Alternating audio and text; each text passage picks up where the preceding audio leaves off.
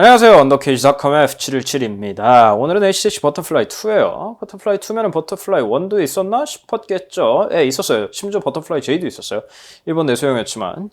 여하튼 버터플라이 2예요. 제일 큰 특징은 아무래도 방수예요. IP67 방수 방진이 지원을 하고요. 그 말인즉슨 꽤 마감이 괜찮다는 소리겠죠. 이 마감에 대해서는 제가 좀 이따도 말씀을 드릴게요.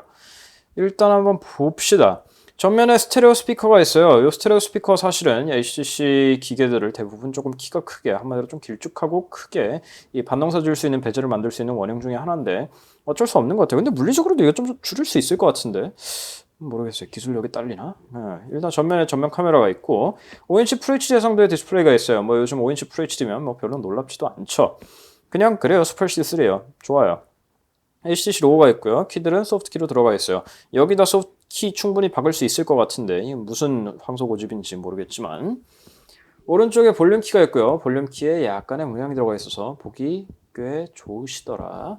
여기에는 나노 유심카드 슬롯이 있어요. 이게 뭐 뚜껑이 열린다든지 핀으로 찌른다든지 하는 게 아니라 그냥 트레이로 돼 있어서 유심카드 바꿔 끼우기에 상당히 편해요. 안정성도 있고 뭐 유심 부러뜨릴 이유도 잘 없고 위에 쪽에 전원키가 있는데 사실 이게 폰 크기가 커져가면서 이게 위에다 하면은 이게 한 손으로 잡고 이렇게 손이 안 닿아요. 잘 뭐 제 손가락이 짧은 것도 있지만은 그래서 보통 화면이 커지면은 어느 순간부터 왼쪽이나 오른쪽 사이드 아니면 아예 그냥 뒤로 밀어버리는 게 많이 특징이었는데 이번에는 그냥 위에 박았더라고요. 무슨 생각인지 잘 모르겠지만 그리고 위쪽에 적외선 포트가 있고요. 왼쪽에는 여기 마이크로 SD 카드 슬롯이 있는데 마이크로 SD 카드 슬롯 같은 경우도 마찬가지로 트레이로 돼 있어요. 그래서 트레이에 이렇게 해서 이렇게 뽑아주면 돼요. 여기 마이크로 SD 모양으로 돼 있죠. 그래서 넣으면 되고 아래쪽에 마이크로 USB 포트, 마이크 3.5파 이어폰 잭이 있죠. 그리고 뒤쪽에는 카메라가 있어요.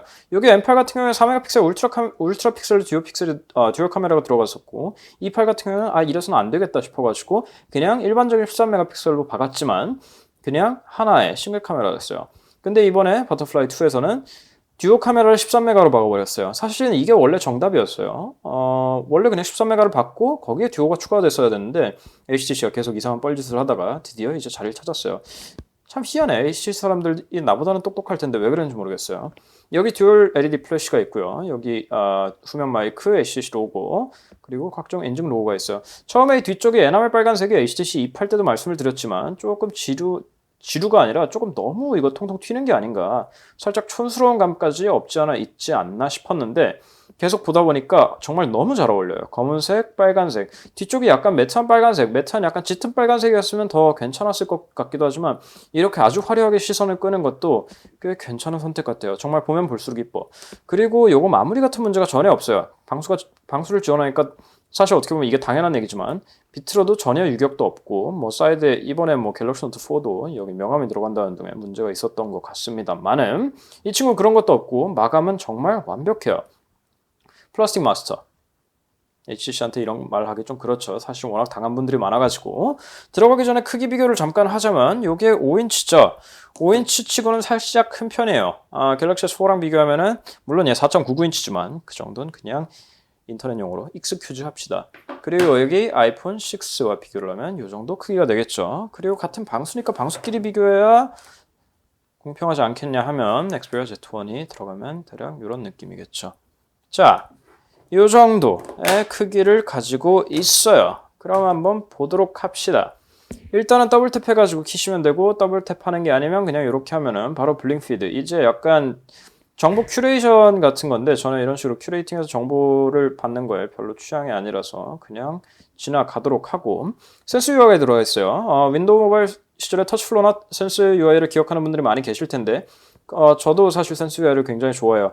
특히 어느 순간부터 이게 플랫한 디자인으로 바뀌면서 굉장히 깔끔하고 사용하기 편리해졌는데 뭐 노티바를 이렇게 내리시든가 양손으로 내리시든가 해서 하실 수 있고 설정에 접근하셔서 아이콘들 매우 깔끔한 거 보실 수 있죠. 여기 개인 설정에서 색깔이라든지 테마 바꾸실 수 있으니까 참고해 주시면 되겠고 버전은 당연한 얘기지만 안드로이드 4.4.4가 들어가 있어요. 안드로이드 4.4.2네요. 4.4.2에 센스 6.0 커널 같은 경우는 3.4가 들어가 있네요. 사실 센스 UI가 편리한 부분들이 몇 개가 있는데 뭐 이쁘기도 하고요. 이런 캘린더 같은 거 아주 깔끔하게 꾸며놔서 요즘은 에이수스가 이거를 조금 보고 참고를 한 경향이 있던데 베낀다는 말을 함부로 하면 안 돼요. 소송 걸려. 그리고 알람 같은 거 설정할 때도 사실 분 같은 거 설정할 때 이렇게 슉 하다가 넘어가기 마련인데 이렇게 10분 단위로 틱, 턱, 틱, 턱 하고 걸려요. 그래서 설정하기도 굉장히 편하고 이거는 당연히 알람 할 때도 마찬가지로 적용이 되고요. 사실 이런 세세한 부분들이 저는 굉장히 마음에 들어요. 다른 기계들도 되는지는 잘 모르겠네.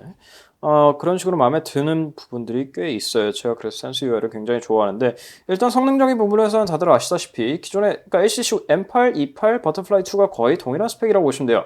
5인치 FHD에 스냅드래곤 801에 2기가 램에다가 2600에서 뭐 2800 사이에 배터리를 왔다 갔다 하는데 뭐 성능상으로는 전혀 부족할 건 없죠. 우리 벤치마크를 잠깐 보면은 정렬을 합시다. 이렇게 하는 게 아니구나. 잠깐 벤치마크를 가서 보면은 제가 원래 노버런츠를 썼더니 정렬이 어떻게 되는지 모르겠어. 어딘지 모르겠네. 여기 있다. 안투드 벤치마크를 가서 잠깐 보면은 사실 그냥 요즘 나오는 기계들은 거의 상향 평준화가 돼가지고 벤치마크 속도에 크게 중요하지가 않죠. 제가 벤치마크 해놓은 게 어디 갔는지 모르겠는데 그냥 평범한 스냅드래곤 801 정도의 성능을 내고 있어요. 뭐 성능상의 문제는 전혀 없고 아주 부드럽게 잘 돌아가서 저는 굉장히 만족스럽게 썼고 사실 제일 궁금하신 부분은 뒤쪽에 듀오 카메라일 것 같아요. 이 카메라가 두 개 있는 장점이 뭔지 제일 중요한 거는 재포커싱이에요. 재포커싱이란 게 뭔 소린가 하니 이런 식으로 사진이 앞에 포커스가 있던 거를 뒤에다가 포커스를 맞출 수 있다는 거죠. 요거의 정도는 좀 줄일 수도 있고요. 여기다 초점에 맞아도 이 앞에 늘릴 수도 있고요, 정도를. 이런 식으로 재포커싱을 하는 건데 사진 자체의 품질은 꽤 괜찮은 편이에요. 근데 어째 이팔이 좀 더 잘 나오는 것 같기도 한데 이거는 제 기분 탓일 수도 있고요. 여하튼 충분히 잘 나오고 야간에서도 꽤 만족할 만한 성능을 보여줘요. 근데 듀얼 카메라가 굳이 있어야 되는지 그거는 저도 사실 잘 모르겠어요. 재포커싱 기능이라는 게 완벽한 것도 아니고 뭐 이게 단가 상승의 원인이 되는 것 같은데 뭐 굳이 있어야 될 필요가 있나 싶기는 하네요. 배터리는 2600mAh인데 좀 걱정스러운 수치긴 하지만 그래도 하루 정도는 충분히 버텨주는 모습을 보여주고 있어가지고 뭐 그거에 대해서 크게 걱정하실 필요는 없을 것 같아요. 근데 사실 제가 이걸 쓰면서 드는 생각은 그거예요. HTC E8과 이 친구가 거의 성능이 똑같아요. 거의 성능이 똑같고 다른 점이라고는 배터리 100mAh 차이와 이 듀얼 카메라 유무 그리고 사실 제일 중요한 거는 그 방수가 들어갔냐 마느냐인데 가격 차이가 거의 20만 원 가까이 나요. 물론 E8은 출시한 지 조금 더 오래되기는 했지만 20만 원 가까이 차이가 나는데 이것과 그 방수 차이 사실은 방수 차이가 제일 큰 것 같아요. 아무래도 공정도 많이 들어가고 QC하기도 어렵고 테스트에도 시간이 오래 걸리고 그래서 그런데 그거에 20만 원 정도의 가치를 투자할 만한 가치이냐고 물어보면 저는 사실 잘 모르겠어요. 그냥 한 10만 원, 한 8만 원에서 12만 원 정도 차이면은 제가 그렇게 납득할 수 있을 것 같은데 거의 성능이 동일한데 20만 원의 차이가 나버리니까 사실 만져본 결과 HTC 버터플라이 2가 HTC의 끝판왕이 아닌가 싶기는 해요. 근데 가격까지 고려를 하면은 그냥 이 팔로 넘어가시는 게 낫지 않을까 싶어요. 물론 한국에서 HTC를 구매하실 분들은 많지 않으시겠지만 AS도 안 되고요. 많지 않으시겠지만 뭐 이번 단통법도 그렇고 여러 가지 해외 기계에 대해서 관심이 높아지니까 혹시라도 관심이 있으시다면은 이거보다는 20만 원 저렴한 이 팔이 낫지 않나? 20만 원씩이나 줄 가치가 있나 싶기는 해요. 기계 자체는 아주 훌륭해요. 아주 훌륭하고 굉장히 기분 좋게 썼어요. 이번에 들어간 JBL 음장도 마찬가지고요. 여기 JBL 라이브 스테이지라는 음장이 들어갔어요. 요거 있어서 스피커는 사실 언제나 괜찮았지만 사실 좀 발전이 좀 더딘 감이 있어요. HTC One M7에서 확 좋아졌다가 그 다음부터는 그냥 평준 정도의 느낌인데 이어폰은 계속 좋아지고 있어요. 자체 음장이었던 붐 사운드 같은 경우에는 이어폰으로 끼웠을 때 조금 너무 착색이 되어 있는 느낌이 들었는데 이거 JBL 라이브 스테이지 같은 경우에는 아주 맛있는 소리를 들려줘서 저는 굉장히 만족스럽게 썼어요. 너무 비싸다는 게 조금 단점이긴 하지만 뭐 기계 자체는 좋아요. 하지만 문제는 언제나 가성비죠. 경제 시간에 배우듯이 인간의 자원은 한정되어 있고 그 사이에서 가장 논리적인 적합한 선택을 만드는 게 합리적인 소비자의 선택이니까. 그래요. 너무 인간 같은 분위기가 돼버렸는데 여하튼 HTC 버터플라이 2였어요. 괜찮은 폰이지만 너무 비싸다 정도가 결론이 되겠네요. 자, 저희 언더케이지 리뷰였고요. 저희 영상으로만 보시는 분들 항상 홈페이지도 확인해 주시면 사진과 더 많은 리뷰들 확인하실 수 있으니까 꼭 한번 들러주시고 언더케이지 뷰 이렇게 360도 막 돌아가면서 하는 거 또 한번 확인해 주세요. 인스타그램, 페이스북, 트위터, 구글 플러스까지 팔로우하시면 저희 소식 더 빠르게 받아보실 수 있겠죠. 그럼 다음 리뷰에서 뵙도록 할게요. 끝.